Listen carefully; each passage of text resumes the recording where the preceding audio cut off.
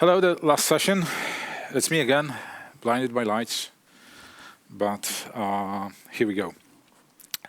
So this talk will be about more or less JSON, and my name is Jakub Marchwicki. And if that's the only question we aim to ask, is like, should we fall in love with JSON? The very brutal and honest answer is no, you shouldn't. Thank you. That can be the end of the talk. But we are not for that today. We are not. We are here about falling in love with JSON net. People might ask. Some of you might ask, what's that? Yeah. Okay. So to get there, we'll start with a little bit of history. But in case you have some questions in the process of having this talk, listening to Slido, Room 4, GeeCON, you know the drill. That's the last session you probably heard more than required. So we have this JSON thing, JSON, that's important, JSON. The pronunciation of that is a part of an RFC because yes, JSON is an specification. It was a data interchange format developed by Douglas Crockford in early 2000. The first official usage is said to be April 2001. RFC 1, first RFC, second RFC. So we have more or less 13 years from junior to principal. Quite significant career path for a junior data interchange format like JSON. And we'll be talking about it a little bit. So we have this JavaScript object notation, JSON. I will keep repeating that. A lightweight text-based format, language-independent data format. Remember, lightweight. That's something that always makes me laugh when we talk about JSON. And it's something derived from the JavaScript language. We all know it. We've been using that. It has given us pain. So why the hell is anybody coming to talk about that at the conference? Mostly because like this. This is what we end up with JSON. That's a dashboard from CloudWatch. Or like this.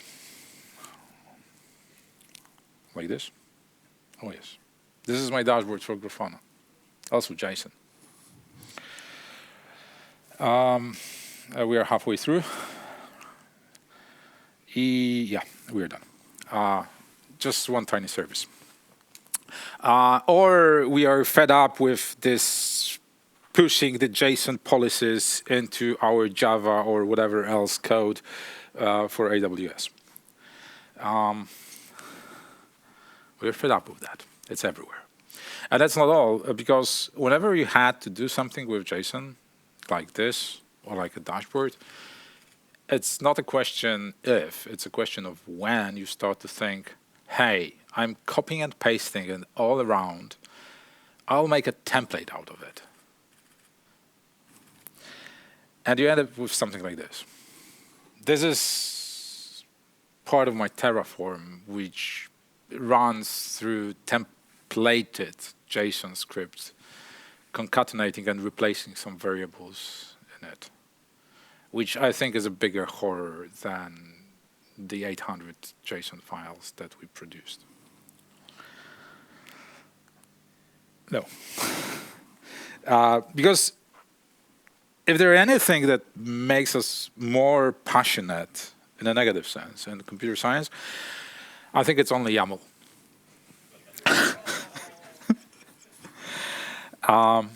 And using JSON feels like a pact with the devil. It's just everywhere. It's pervasive. It's on every project, every dashboard, every policy, just everywhere.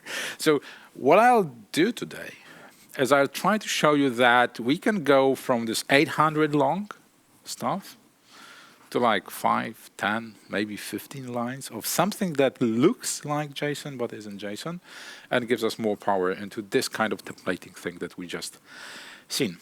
We can do better. But before we do better, Who uses JSON in their everyday life?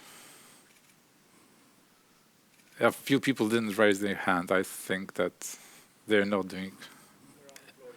Yeah, possibly. They're unemployed. So what pisses you with JSON? It's like lack of comments. Yeah. No variables. Oh, that means you haven't done enough. Multi-line strings, or lack support of thereof, or duplication everywhere, always. Everything is duplicated, copy and paste it. But there is a better word, and I'll bring you there. It might end up well, it might end up not so well. So we have this JSONnet thing, which let us get to JSON like this. These are examples from JSONnet page. I haven't invented all of them. And if you're offended by drinks, sorry, but that's just examples. To something like this with comments and a little bit less verbosity, multi-line strings. That's getting interesting. Or we can get to this from this. We have variables. We can use some definitions and then refer them in our JSON-ish file. Or we can get this through various arithmetic operations and referring to self fields within my JSON. Frightening, interesting, terrifying. I don't want to live this word anymore. Yeah, that's probably it. Or we can get this recipe through referring more or less to a function within one JSON that produces the JSON. Let us think a little bit what just happened. Here. So we can still stick to JSON, but have a little bit more. For me, it felt like somebody made a programming language out of a data structure of another programming language. We can go deeper. But I wouldn't bother you with all that if there wouldn't be a little sense in what you've just seen. Because what you've seen samples, and let's have a look how we can try to use it in production. So we all have microservices, bigger or smaller. Don't talk microservices, like don't discuss microservices, but each and every service in our environment, in our application landscape, needs to have a dashboard. Otherwise, we could just delete it and no one will notice. So you can have Spring, Quarkus, whatever technology, and you will have to do a dashboard.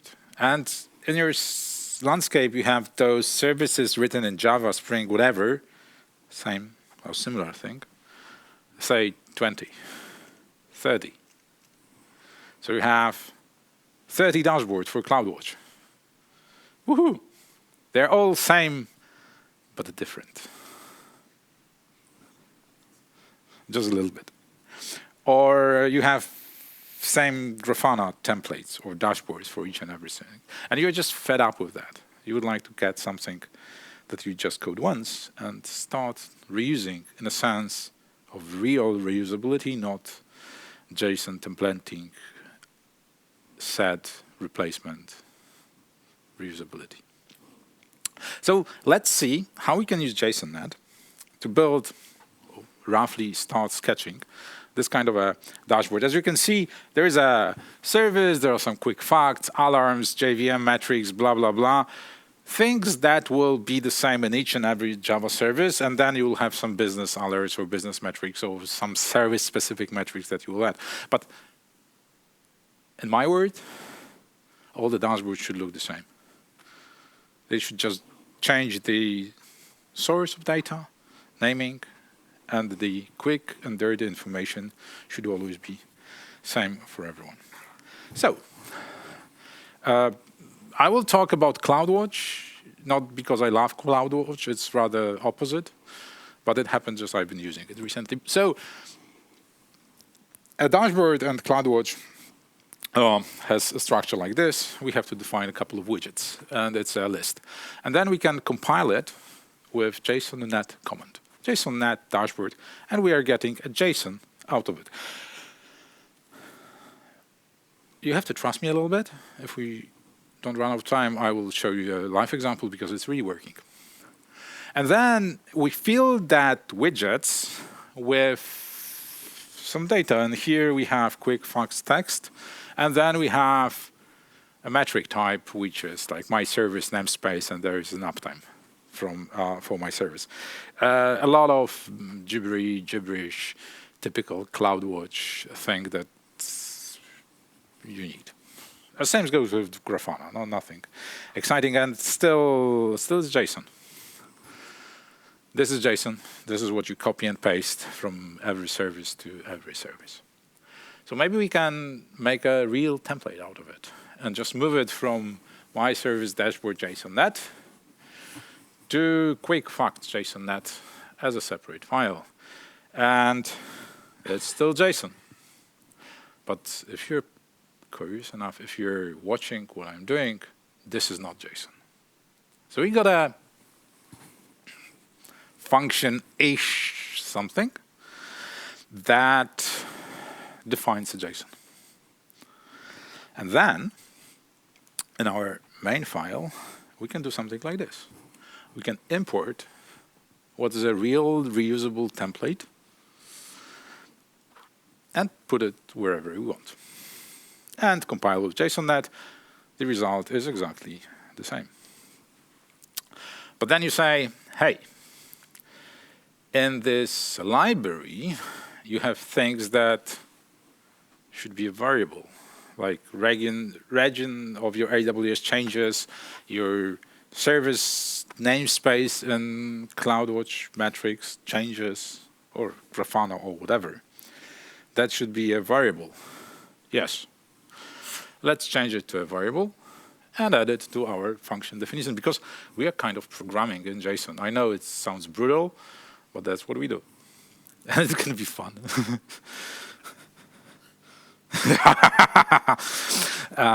So we can invoke it, or we can try to invoke it. So we have a template and two parameters which we have defined, and the rest goes the same. We concatenate with another alarms or whatever that we'll do in the future that will fail. Whoa, you have a static compiler for your JSON? Yes, you have.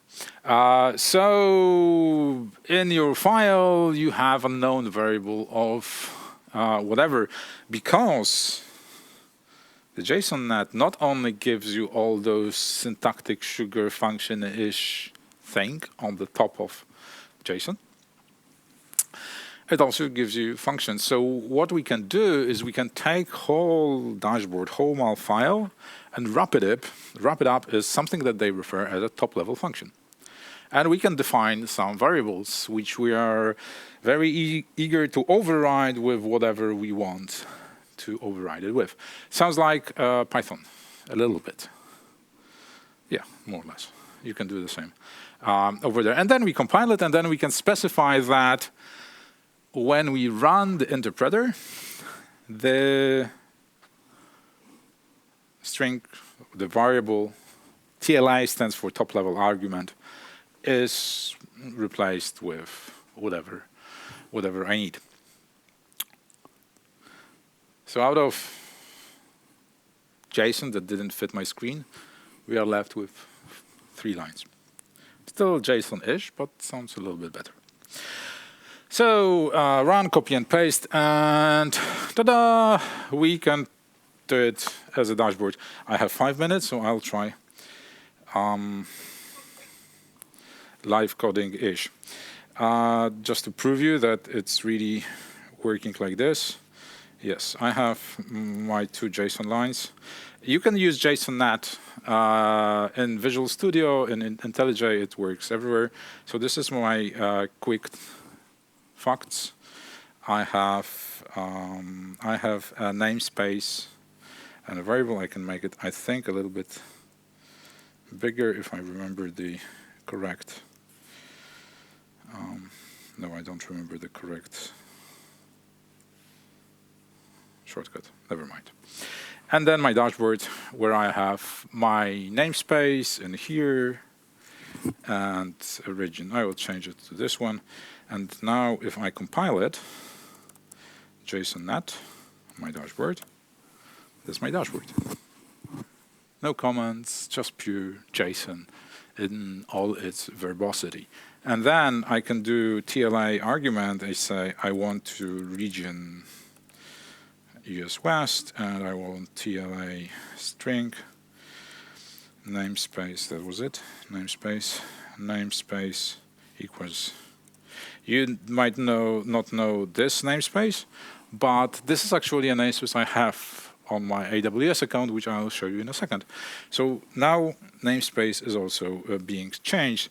So I can do a clip copy, have my dashboard in my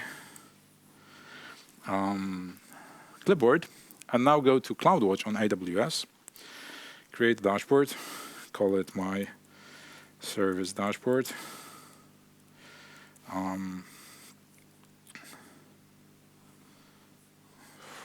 Internet is working, that's great. Actions, edit source, copy and paste. Ta-da! I've made a dashboard, and it's working. It's a JSON which I generated from another JSON-ish file, and it's all stick together, just to prove it. But you might say, hey, you copy and pasted like a lame guy, and that doesn't really make much sense in how we do. I need to change it. How we do programming, because we are a DevOps shop and we do everything in automation. We will not play with clipboard, whatever you're talking about. Yes, I can understand that, and I have an answer for that as well. I just need to find my slides. Yes. So we can interpret and deploy. We can do it in the CLI, as we did it in the second ago, or if we are using Terraform, there is obviously a JSONnet Terraform provider, which we can use. And this Terraform provider let us do something like this. So I can have my data, which is my JSON file, from a variable dashboard location, and then I have a bunch of TLA argument, which you've already seen, and you know what are we talking about. And then you have a resource, which is CloudWatch dashboard, bang, bang, bang, dashboard name, dashboard body, we are done. I can show you how the dashboard in JSON look like in our infrastructure as code. I was crying in the corner when I ever had to change it. Now we have a slick and easy way to do that. But very important question, shoulda, woulda, coulda, Buddha, shoulda.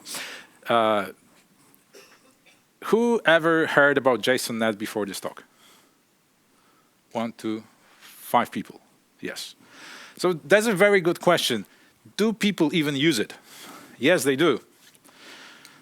There is something called Grafana, which is a JSONnet lib for Grafana, so that you can build your Grafana dashboard and compile it, and ta-da, you don't have to fiddle with Grafana JSON anymore. I did it in the past with Grafana dashboard.